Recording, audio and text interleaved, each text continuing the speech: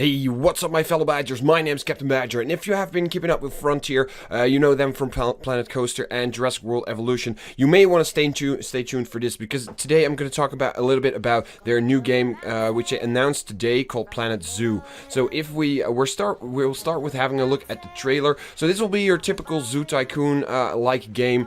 We just start with building a park for your animals.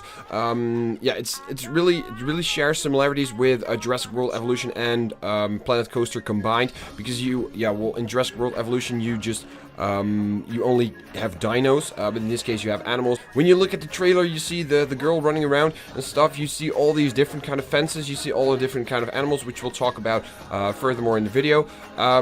You really see that they're going to be creative with heights. In previous Zoo Tycoon games, heights were really a problem. You only had this stale ground. You can elevate it and lower the ground, but it was just very plain. You were limited to very limited options. So Planet Zoo will come out in autumn 2019. So I'm really psyched for this game because really, with my love for animals, Zoo Tycoon, it brings all those nostalgic feelings back, and I'm really hoping to get the creativeness out of this game, which in previous Zoo Tycoon games you couldn't really do that much, and I'm really hoping that they really deliver some very good product. Like Jurassic World Evolution, they had the time to learn from the I wouldn't say mistakes, from the lessons that they got from Jurassic World Evolution and Planet Coaster, and I really hope that they're going to put together a really awesome game. One of the lessons from Jurassic World Evolution, is you can unlock new dinos, but that was it. Planet Coaster had a little more durable replay value because of the roller coaster making. Don't get me wrong, I love Jurassic World. It is one of my favorite games because of my love for dinos, but it was just unlock new dinos, make new exhibits for them, and that was it.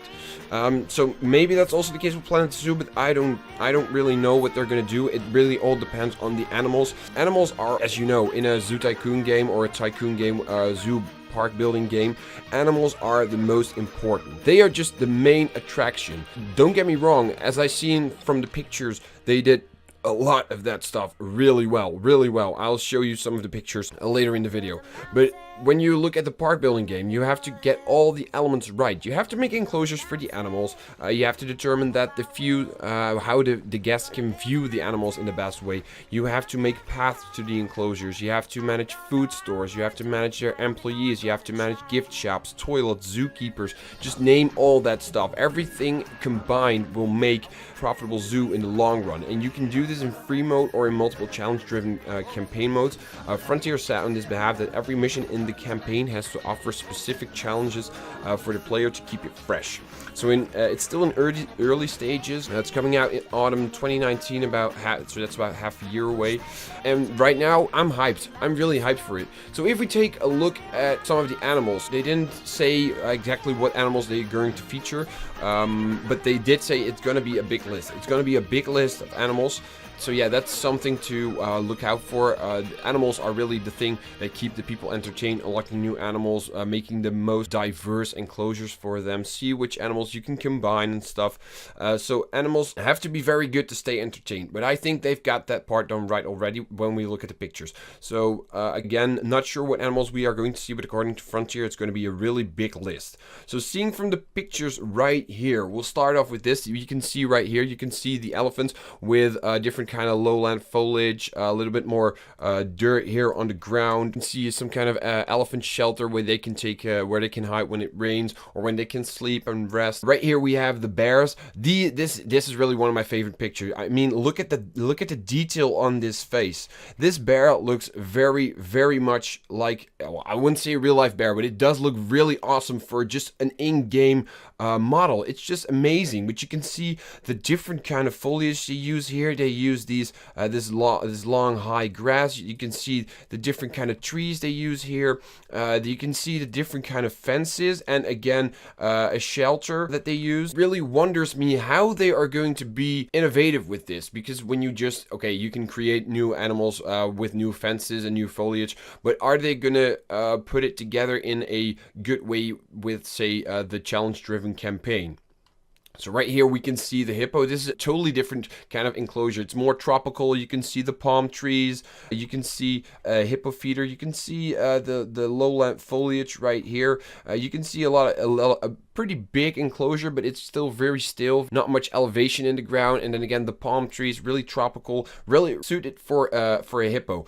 Then when we go on to the zebras, this is also very different. It's all so different. This is more like a savanna enclosure. You can see the adobe fences right here, the baobab tree right here, the different kind of rocks, a little bit more elevation, and just look at the detail on these faces of the zebra. That is amazing. So when we talk about the zebra, they did set something about genomes of animals. Now, if you have played Jurassic World Evolution, you may know about genomes. You can genetically modify genomes. I don't know if that will be the case in this game. I don't think so, because you don't really have to, because you're working with real life animals. You don't have to bring them back from the dead or from fossils. But animals will have their own genomes. Normally, you would just have male, female, and baby ones. You are going to have that in this one, but the patterns on the zebras, for example, are not the same. So when you look at this here, this pattern and this pattern are completely different. So they said that they will feature different genomes. When animals mate, they create a new genome. And when you take the zebras as an example, they will have different patterns. Not all zebras will behave the same, because when you make a pair and a new zebra comes out, it will not automatically have the same personality as its mom or its dad. So that will make for an experience that feels like more and more you're using real life animals. So changing terrain is also a very big thing, because again, the example of the zebras. When you put together zebras and wildebeest and let's say elephants together, they all have different needs. They all have different suitable needs that they want you to make sure they have. So when you look at that kind of different animals together in one exhibit or one enclosure, you have to really match the terrain for every kind of animal. You have to match the foliage. Maybe some animal wants a little bit more of elevation in its exhibit, or a little bit more rocks, just like in the previous Zoo Tycoon games. Every animal has their own needs. So when we go up to the next animal, we see a really cool wolf here, just lying in a snow exhibit. It is snowing. That's also something Frontier said. There will be different kind of maps you can play on. You have a map on which is generally more colder or generally warmer, which will make it more difficult to raise certain animals, because when you let's say when you work on a snowy map, it's going to be really difficult to keep lions and zebras, because they're really used to the sun and the high temperature and stuff. So that's something to keep an eye out for. So of course, when you have a Zoo Tycoon game, or I keep calling it Zoo Tycoon, when you have a zoo game with real life animals in your game, you're gonna see lions. Of course, there are gonna be lions. So in this picture, it also really gives away a lot of the features, because you can see right here different kind of fences. This probably is a mirror reflective fence on one side, so that the guests can look inside and the animals can't look outside. We also see a little train going around the park. You can see the guests walking around here. You can see decorative walls. You can see a little bit of a what is it? A little bit of a lion nesting den where they can rest and produce babies. And when we look at the last picture, now, oh my God, guys, would you look at this?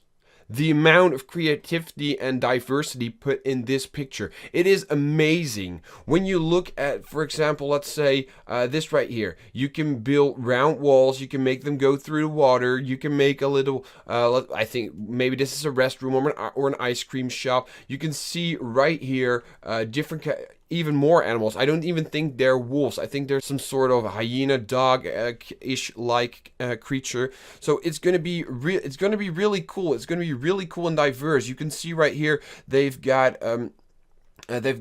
balls for the elephants to play with. You can make bridges where your guests can walk on. It's crazy in my opinion. It is crazy. I'm really hyped for this. You can see this big arc right here. If you are able to put your own creative ideas in this, then I know for sure that some people will make the most beautiful zoo ever. I'm really hyped for this. So Frontier also mentioned something about the sound.